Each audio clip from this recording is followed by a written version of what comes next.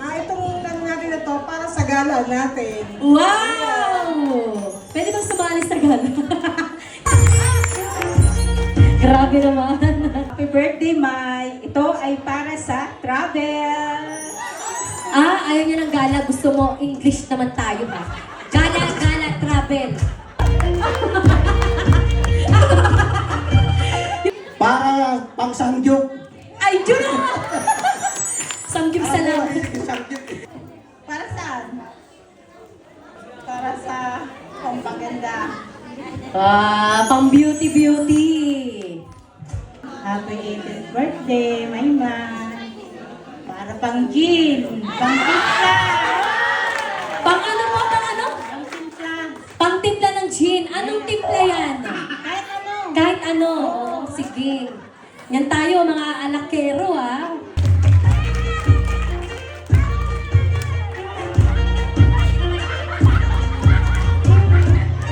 Wow!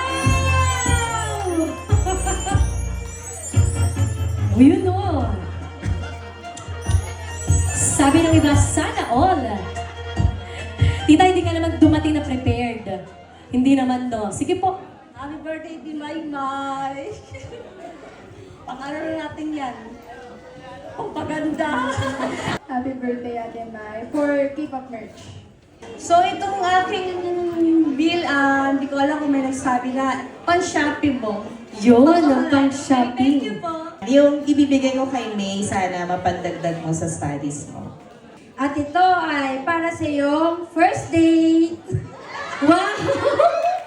May boyfriend ba? Wala. Ay, wala naman pala. Ikaw na. Hanapin na muna, boyfriend muna. Happy 18th birthday, be. Ang bigay ko sa iyo ay para sa dagdag sa pag-aaral mo. Yun! Happy birthday, May. Yung bigay ko sa'yo, pang Lazada na lang. Ayun! Pang Lazada. Pandagdag allowance na lang. Gusto mo ba ng crispy pata or ano, sabihin mo lang. Ayun! Galante.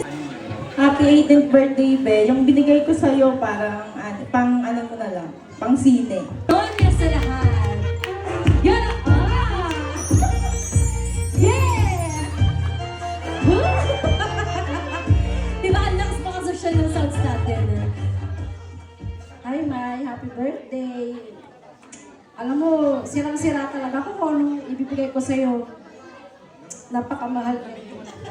Pwede mo siyang buksan.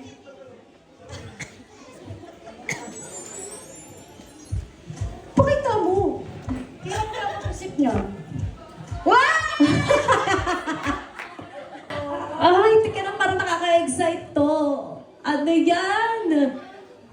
Chismosa yun na parang silip. Bili naman. Oh, nahirapan kayo.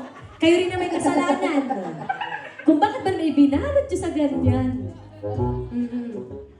Nay, happy birthday. Yung bigay ni ate sa'yo ay dagdag pang saving!